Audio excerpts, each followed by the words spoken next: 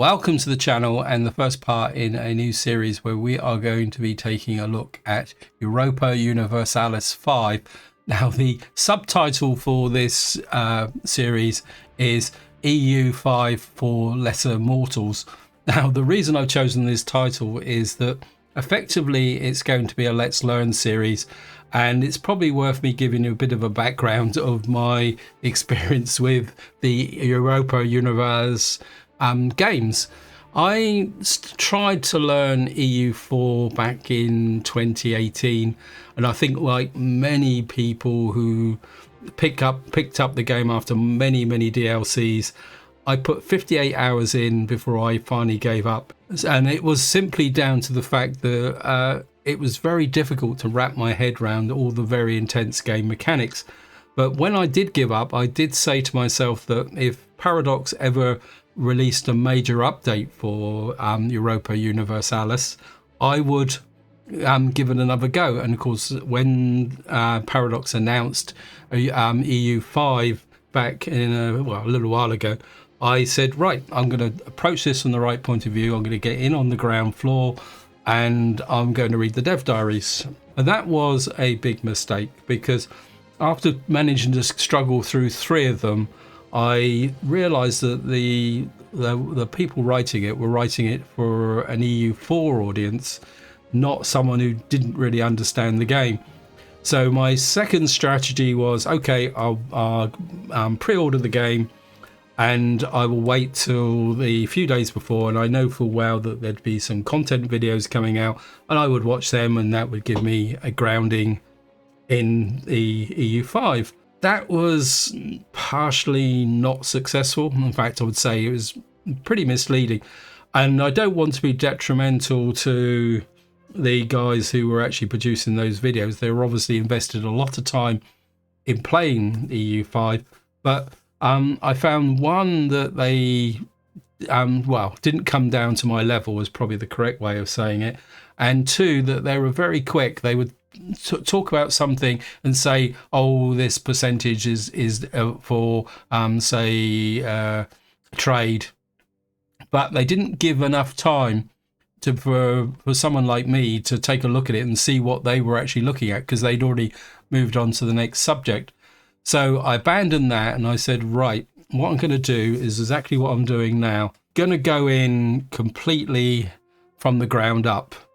And that's why I'm calling this for lesser mortals. I'm not using it in a derogatory term. I'm using it in the fact that there are these 2 tiers going into EU5. There's the people who've got a long, extensive experience in EU4 who are just transitioning to a new version. And there's people like me who, probably like so many, who would like to learn the game but are a little bit intimidated, and they just want to try and get in on the ground floor and then build up their experience over a period of time.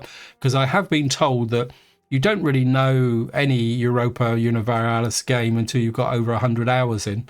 And I can know that from personal experience. So that's the purpose of this series. Now, I'm going to apologise in advance that this is not a tutorial. It's not going to be min-max gameplay. There's going to be lots of mistakes. In fact, there's a probably very real chance that the country that we're going to start in, which I'll talk about in a little while, will explode in front of me and collapse and fail. But that's all part of the learning experience. And if that happens, what we're going to do is go back. We may not start on the same country. Maybe we'll put what little knowledge we've acquired into maybe doing something else. So the idea is to have this running series where I can try and build my knowledge level up over time to the point where I probably feel comfortable then to maybe do a formal series. And I do apologise in advance if you find the series is a bit too slow for you, a bit too basic. I've got to play at my own level whether I like it. What I will say is, feel free to tell me where I go wrong. I won't be insulted. And if you think I'm going in a completely wrong direction with a technology, if you've got an opinion or a recommendation, feel free to chuck it into the comments, because one, you learn by your mistakes, and 2, you learn by people actually giving you advice as you go along. So that's going to be the structure. And I'll repeat again, no matter what you say, no matter how trivial it is, I will never be offended. And that applies to every video I put up on the game.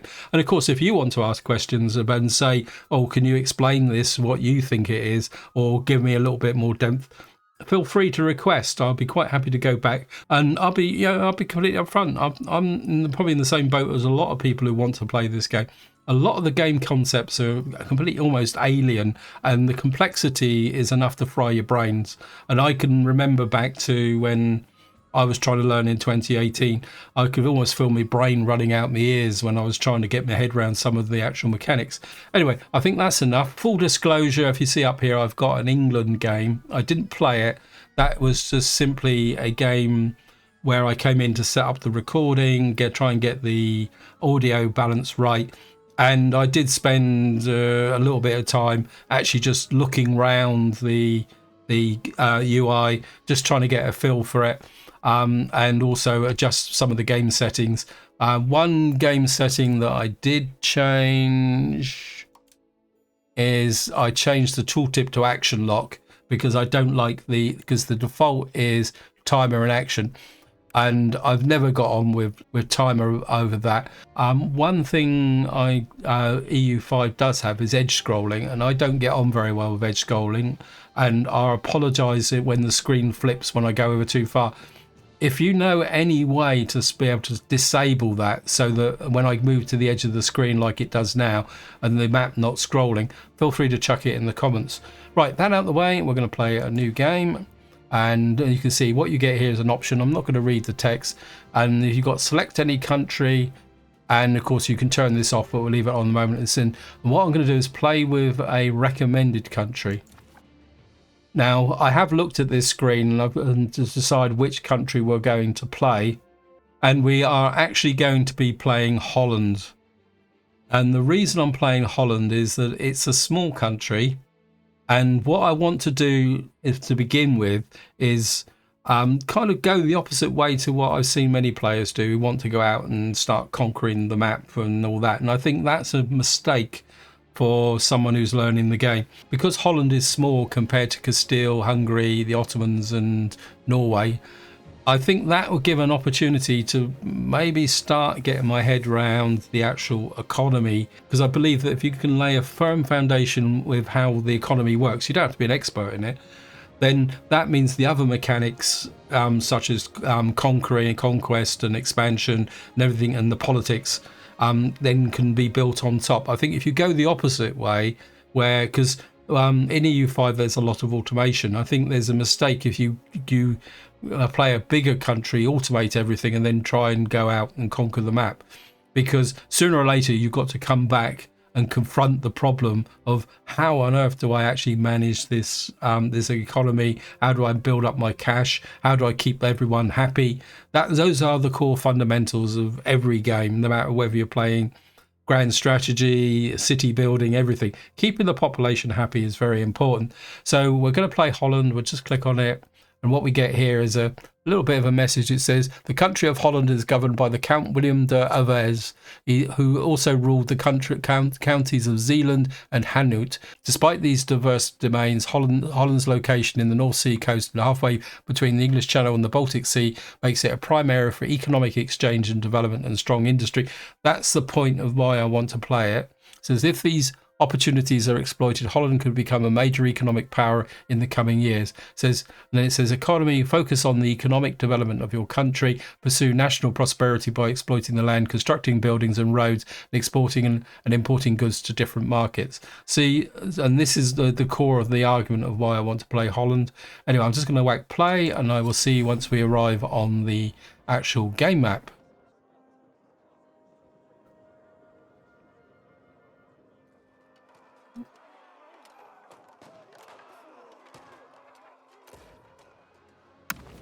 Wow, wasn't expecting that it said Holland and disappeared very quickly, so we might as well jump straight in.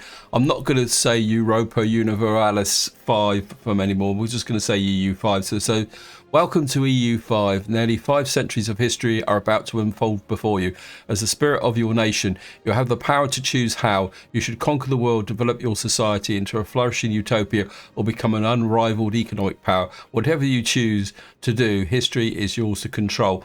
I think this is a very key statement which you shouldn't overlook, and that is the fact that when you play EU5, you are playing the spirit of the nation, not the actual leader. That's one thing I did take away from EU4, and it was a mistake I made in EU4. I was a bit too much focused on the leader. So it says, camera controls, WASD, scroll in and out. Wow. Oh, so we can't see the whole map when we come in. So I presume this is diplomatic radius. Oh, that's interesting. And it says hold tab. So if I press, wow, that is a little bit dramatic. Just to skip back to Holland. Yeah, I don't think I'll be using the tab thing very much. And just to show you, this is what I was talking about, the edge scrolling. It's annoying, so I'm going to have to try and get, stay with the habit of using WASD. So it's here, game concepts are highlighted in blue and contain information about the specific mechanics that you might encounter within the game.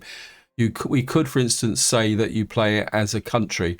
By default, nesting tooltips are accessible by waiting for a short time for them to lock, and after which you can continue to hover tooltips inside of tooltips, which you can also lock. You can also lock tooltips within the middle mouse button. This behavior can be changed in settings, escape interface tooltip settings. Yeah, this is what I've done. I'm using the middle mouse button. I'm not using the thing there.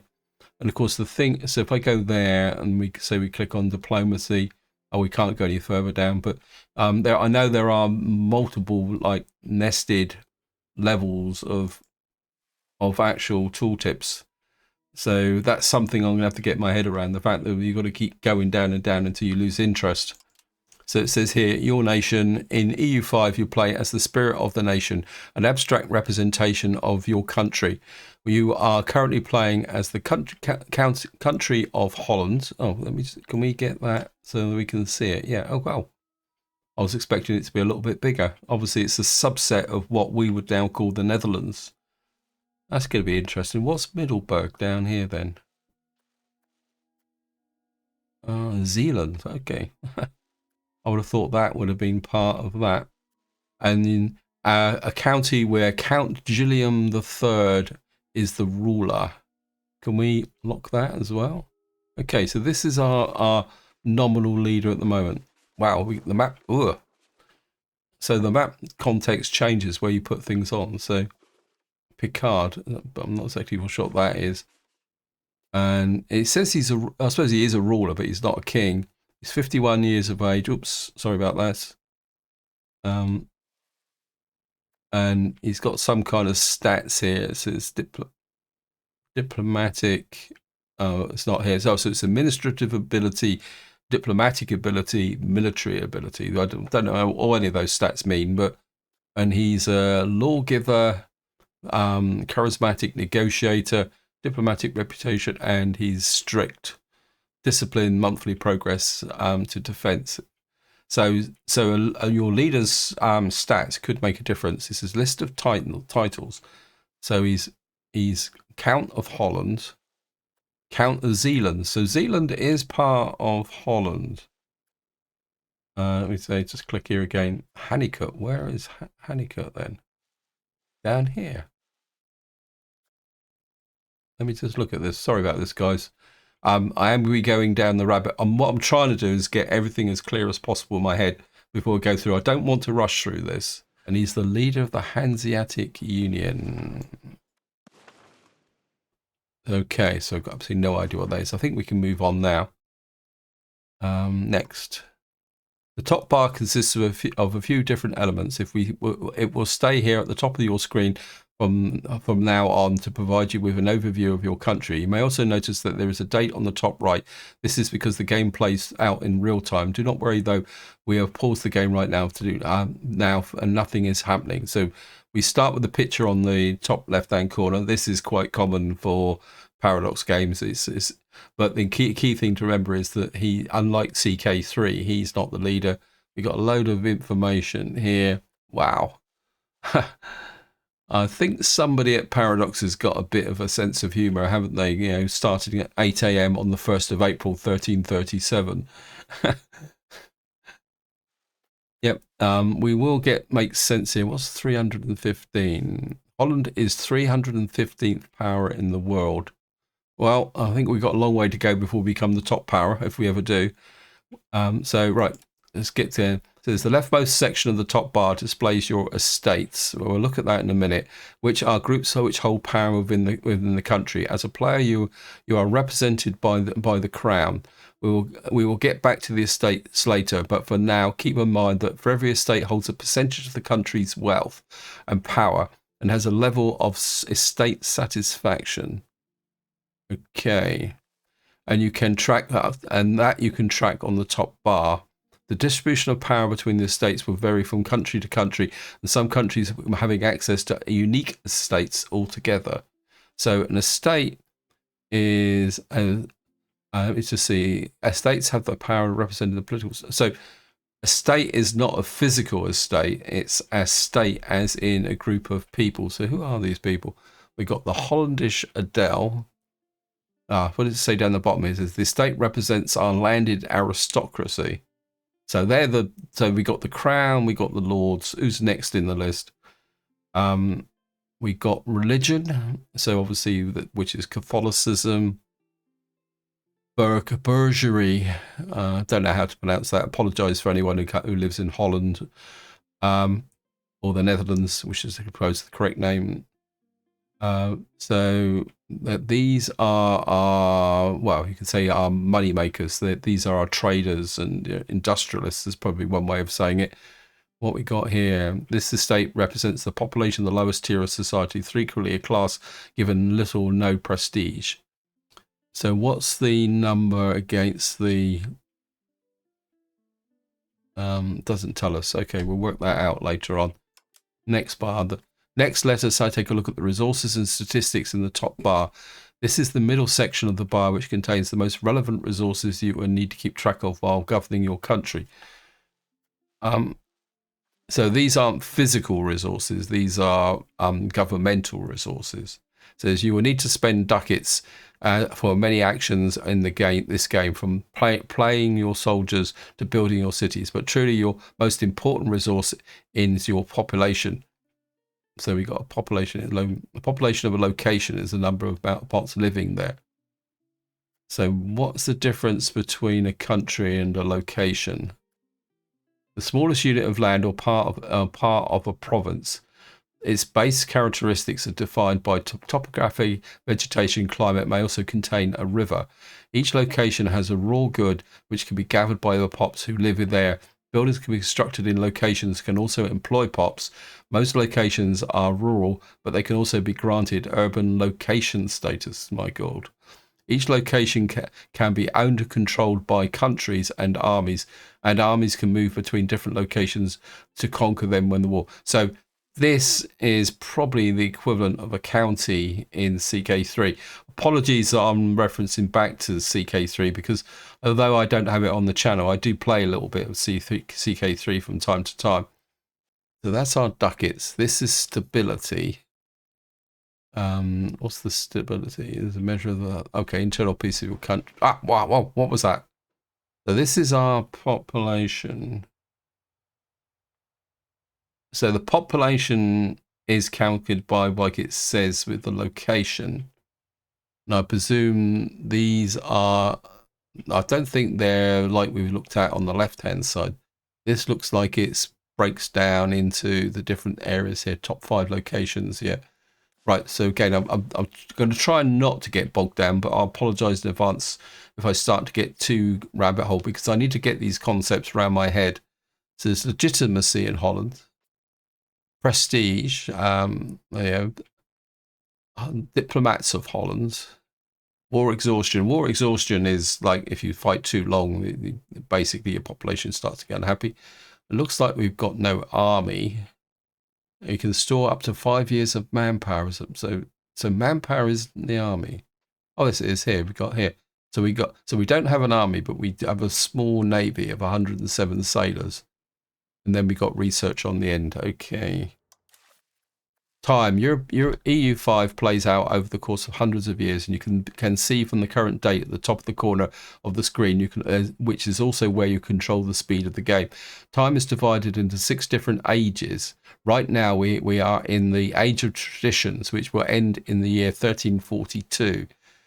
So that's only 5 years' time. So does that mean we got 5 years to research everything in the Age of Traditions? We'll have to take a look at that. To give way to the Age of Renaissance, where within each age you will have access to new advances in research. As mentioned, the game is currently paused, so I'm not missing anything. So ages, what we got here. The game is divided into multiple ages, usually one per century. Each age has its own rules and mechanics. Each has its own tree of advances. Wow. So we got Age of Traditions, Age of Renaissance, Age of Discovery, Age of Reformation, Age of Absolutism, Age of Revolutions. At the start of each age, we select our focus between administrative, diplomatic, military focus, which affects it. Wow. Even the research tree is complicated in this game. So let me just drag this back here because it looks like we're going to go to the left-hand side now. So let's just take a moment to go over some basic elements of the interface, starting with the tabs at the top left. There are 8 different panels accessible from here, which you will spend plenty of time. They are government, economy, production, society, diplomacy, military, geopolitics, and advances. So breaking it down, we've got, and so this is like our control bar, is where a lot of things are going to happen. So right, so the next thing is hints on top of the game concepts that you will find all across the game. Some key game mechanics have associated hints that offer more detailed explanation along with some suggestions. Hints can be consulted at any moment in the hints panel. However, whenever you see this icon in a tooltip, click on it will give you the relevant hint. Oh, so we're back over here. So you got, oh, wow, these are the hints. Crown power, yeah, well, thank you, Paradox. Game introduction. EU5 is a vast game. You're not kidding, that allows countless different playstyles and possibilities. Regardless of whether you fancy yourself a ruthless conqueror, a shrewd politician, or administrator endowed with the touch of Midas, there are some fundamentals that every successful ruler needs to master. Let us take a look at those. Yeah, well, we're going to go for an administrator to begin with. There's the balance. As we mentioned, ducats are one of the most important resources in the game. Most actions cost ducats, and very often your ability to impose your will as a ruler, both outside and inside your country, will depend on your wealth you are able to concentrate into your hands. The path to global domination is paved with gold and blood. Most of your finances will be controlled from the balance panel, so let's take a closer look. So that's government. So what on earth have we got here? It says open the balance tab. Right, we'll go one more. There's here. Here we can find an overlay of your balance. The difference between your income and your expenses will be added to your treasury at the end of each month. So it's updated monthly. And I think that's quite an important thing to remember. You can manipulate the different slides of the panel to modify your monthly balance. As we just saw, the difference between your monthly income and your expenses is also displayed at the top toolbar. So we've got some kind of panel here, which doesn't mean anything at all. Right, so it's, yeah, so the thing in the middle is our change per month. And we've got income and expenses. So at the moment we're only how come we're only in 5, and then that explains it here. So we're only incurring in our income at the moment is 5 ducats. Our expenses is 8.74. I think this is another thing to get used to in EU5. You're running a major economy, but the amount of money you've got is quite small, especially at the beginning. So you can take loans, and you can also incur a debt, which means you get interest. Yeah, we'll keep one away from that. So let me just click this to see if it's going to says most of the wealth in EU5 is generated on the monthly basis in the land that you own, your locations. We will talk about each location later, but for now you can hover over the tax base number in the top left to see a disclosure of your richest locations. That is where the ducats are being generated. So, okay, so this is our assuming that the squares and circles indicate towns and relate to the things on the map. So this is where we're actually getting our income from. Den Haag, Dordrecht, Amsterdam, Hoorn, Göttingen, Rodenburg, Rotterdam, Alkmaar, and Leiden. Apologies again for the pronunciations. So we're actually got a tax base of 15 ducats. Okay. So I just want to look down here in case this thing flips over. So we can mint money. Can we? Okay. So we can mint money. Okay, we'll push that back that way again. We got a Dell tax. What on earth is a Dell tax? Ah. So we tax the aristocracy who are a Dell. So they're the what was it? The Gestlichen tax is the religion. Of course, they're not paying anything. They never do. And so what's this? The current state satisfaction. This is what I was saying about in the introduction when I was watching videos. Is people say, oh, you know, so and so is doing a percentage, but they never kind of take a look at it. That's the burghers. These are our kind of industrialists and traders, and the Boren tax. And the Boren are bottom here. What's this diplomacy? So there's Zealand again. So we're getting an income from Zealand for diplomatic capability. Okay. And then we've got our costs down this side. Cost of court, army maintenance, navy maintenance, fort maintenance, yeah, diplomatic spending. Okay, stability. Stability is a part. So, so we can spend money to get stability. Then we got costs on buildings and buying food. Okay. Apologies for that guy. The game's going to go through it now anyway. It says, however, those ducats do not have to go directly to your treasury, as the government can only collect a fraction of the tax base by extracting taxes from your estates. You can set the level of taxation by adjusting the tax sliders in the budget panel. Notice how the tax estate satisfaction drops. So I'm not exactly sure what the estate satisfaction drops, and more your tax, and the estates do not like taxes. The maximum tax that you can set for each estate depends on many factors, like how powerful they are. Sometimes you might not be able to tax a specific estate. For now, we recommend you automate your taxes by clicking on the cog icon. That will be a tax that will amount to keep their satisfaction over 50% as soon as you pause the game. Right, so we're just going to go back and take a look. So I think that this little cogwheel is the tax satisfaction. Oh, so you can't just run this slider over. You can only go to 28%. This is their current tax satisfaction, which they're saying is 52%. 0.72, 67%, 0. Yeah, well, they how can they? Okay, so I'm assuming that we must be able to change things there. It says automate the taxes, okay, on all the estates. We'll do that. I mean, to start with, we probably will stay on automation, but eventually we will then move forward. It says monthly income. Aside from your taxes, another significant source of income is minting. You can freely mint to your heart's content to fix your budget, but minting too much can create inflation.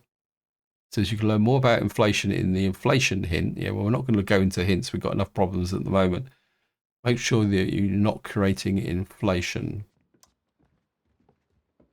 See, okay, wow, we don't got to go very far. Okay, so minting we don't seem to have automation for. Okay, so we've kind of increased our income by a smidge. Okay, next one, monthly income. There are two most common source of income are trade and food. Since there are more advanced concepts, you will not cover them for now, but you can learn about them whenever you're prepared. So I can't see anything for trade here, but food is obviously going to be very important. But then it is often in games like this. Unpausing. Let us unpause for a bit before looking at the expenses. You can adjust the speed with the game runs from the top toolbar. Speeds 2, 3, and 4 are good pace to start with, but each player has their own preferences. You can also press space to pause and unpause. Okay, so we're going to unpause, let the game run. Let's just jazz it up a little bit, I think, isn't it? For the moment, and just let the game run. So, oh wow, we're positive. Okay, let me just see. Okay, it's the game's paused again, so we've done that now. When the game first starts, you've got to let it run for a month for it to kind of calculate its parameters.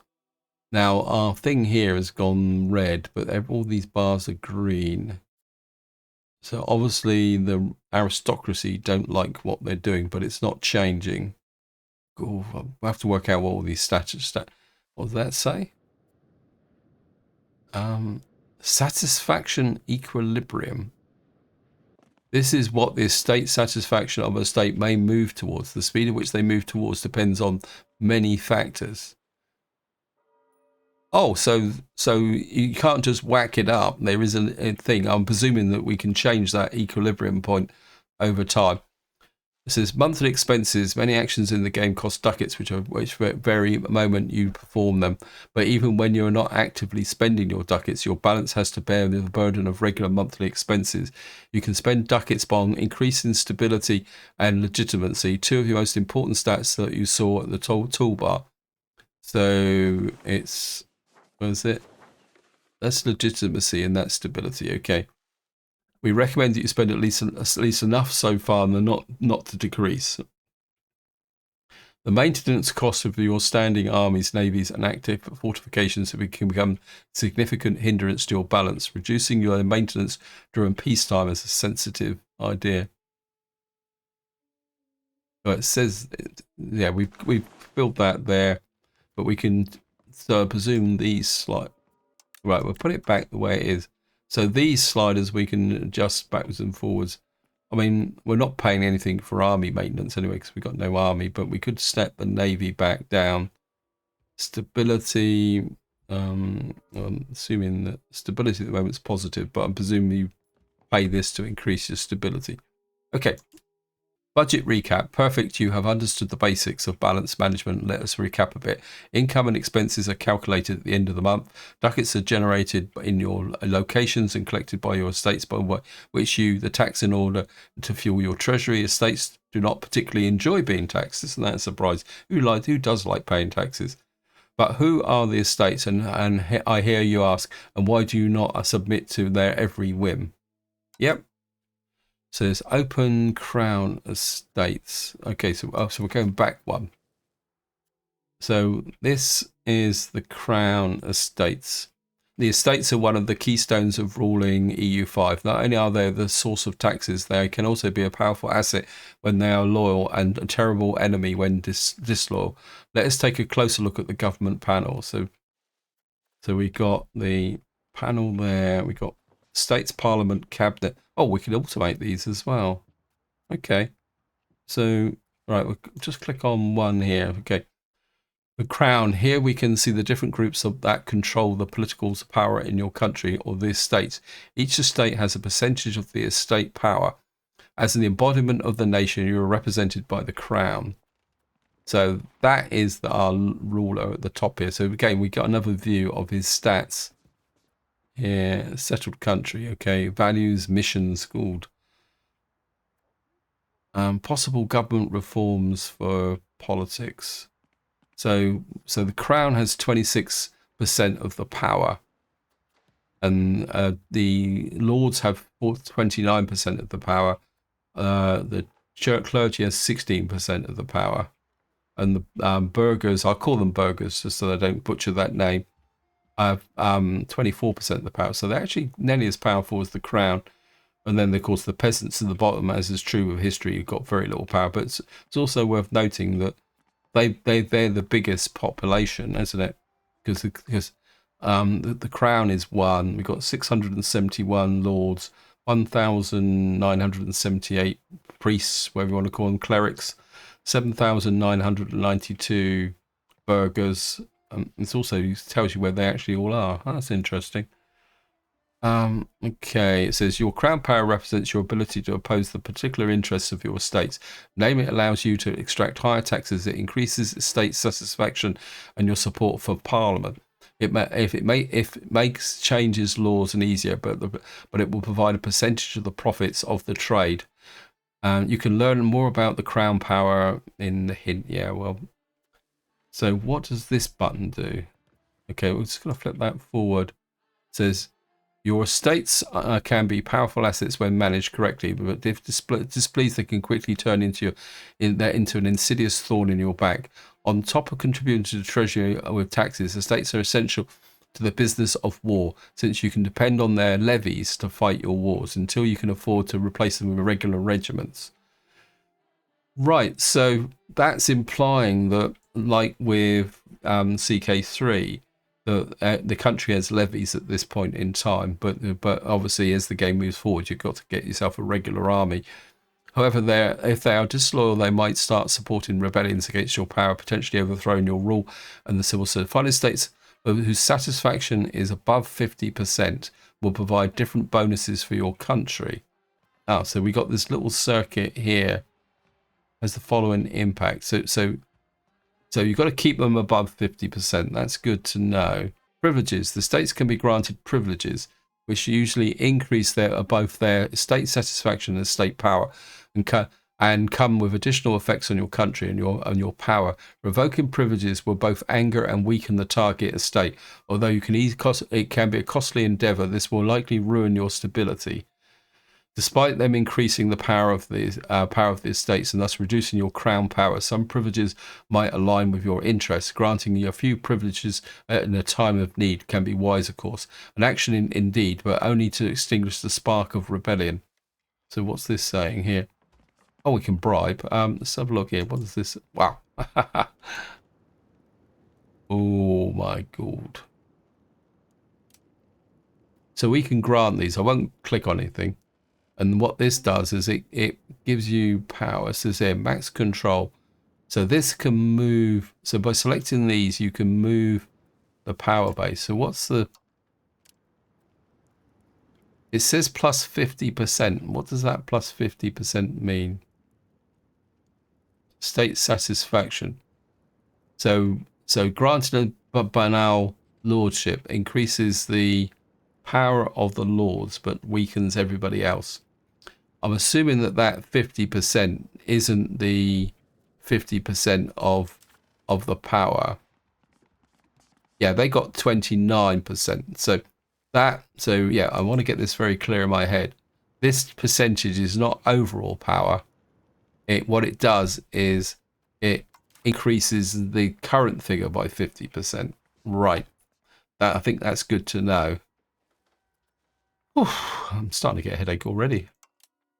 Social classes. Aside from the privileges the states derive from the state power, primarily from the social makeup of your population. Your population is divided into different social classes, each which supports the different estate. The Adel, those are supported by nobles. The Wishikan are supported by clerics. Okay, we know this bit here. We've managed to work that out. Lives and dies in your locations. That's on the map. So let's take a look at them. So it's these guys here. So this tells us where all our lords are. Yeah, we've already looked at that. So we can push forward a little bit. Zoom in out to see the countries. Open the country. What was it? Let's just move that over there. So the world of EU5 is much made up of different countries with their own locations on the map. But where they extract their resources and manpower, they need to stay ahead of their neighbours. If you zoom out, you will see the country appears on the map. Hovering over them will show you the country tooltip. Okay, where you can learn about and interact with the country. So this is France. So they've got a ruler. It gives you breakdown of the power. And if you left click on, oh, okay. And this opens the detail. So this is... Presume this is where you do your open diplomatic actions. Okay, so this is some diplomatic influence. Oh, no, these are sections. Okay, oh, friendly actions. Wow. Okay, next. The map. Let's get there. Countries are nothing without the locations. Locations are the heart of the economy and the politics of any country. In your EU5, they produce goods and generate tax base, but they're also home of the population, different social classes, religions, and cultures. Locations are three different. Okay, so you've got to zoom in to see the locations. Right, The Hague.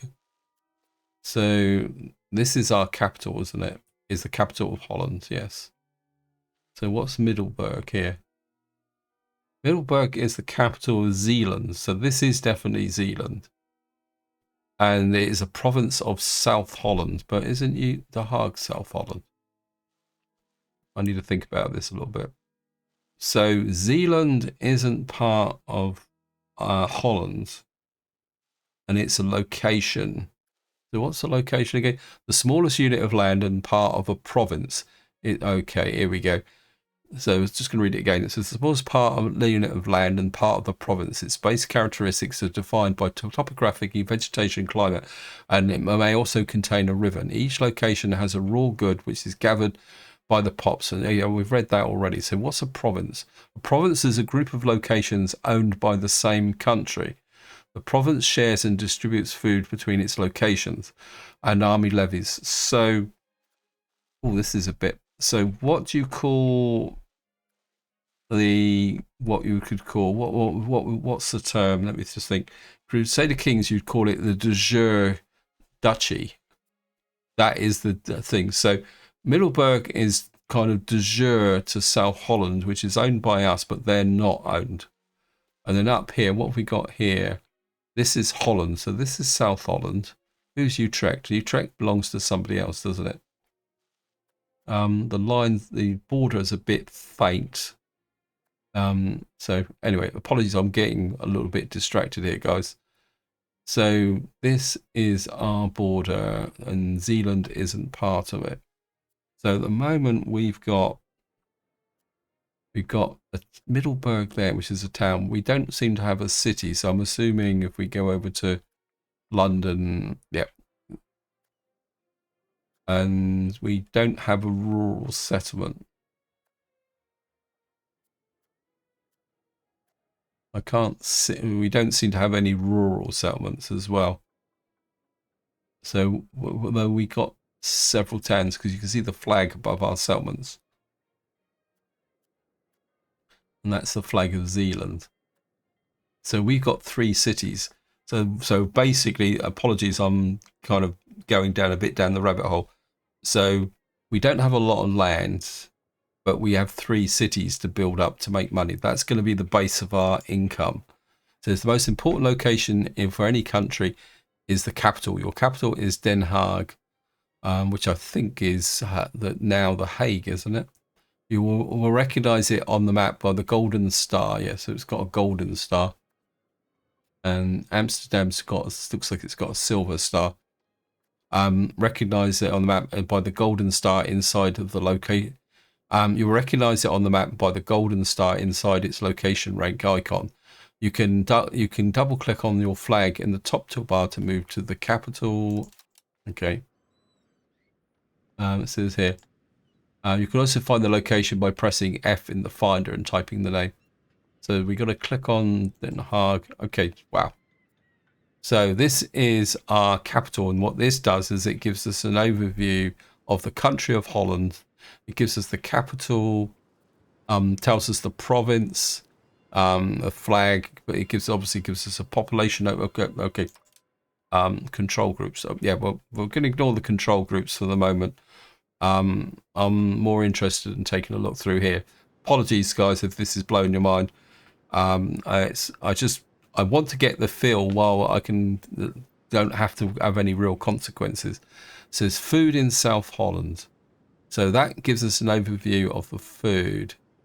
So it's looking like it says Rotterdam, but so right, let me just look at this. Oh, this is an RGO. I've heard lots of talk about RGOs. I think it stands for resource gathering. So that produces lumber. And where were we? Oh, food, weren't we? So the rural areas produce the food, the cities consume the food. And it says change per month in the market. But we've got no little circles. That means that these areas here, this is Leiden. Yep. Is a location. Yep. Leiden's a location. That's a location. And Den Haag is gathering dyes. Right. This is the population breakdown for the location. And then we've got all these buttons here, which are not going to go in. All right, we've got a nice little picture here. I presume that might change over time. We've got wetlands expanding, oceanic woods, coastal location of Den Haag, and we've got a harbour capacity. And then we've got all these other bump here, which I'm presuming. Right, so this is the population breakdown.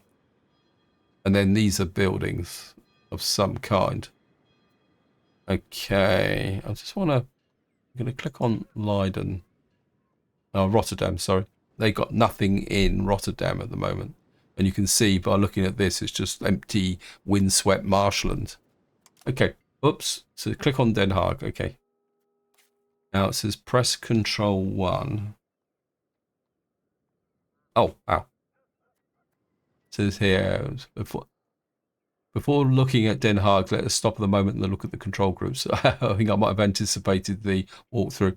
Right, so what it's done is it's added an icon down the bottom here. So what we got down the bottom here, we got Town of Den Haag, that's our capital, First Navy, the Holy Roman Empire, Catholic Church. Good job. Now pressing the inside number on the plan will hand the camera to Den Haag and open the panel. To empty a control group, you either right click on it or press Control and the corresponding number key. Okay. The locations. Let's look at the location panel now. Any location is populated by different social classes. As we just saw, the pops will increase the estate power of their respective estate. The amount of pops in each social class will depend mainly on the buildings present in the locations.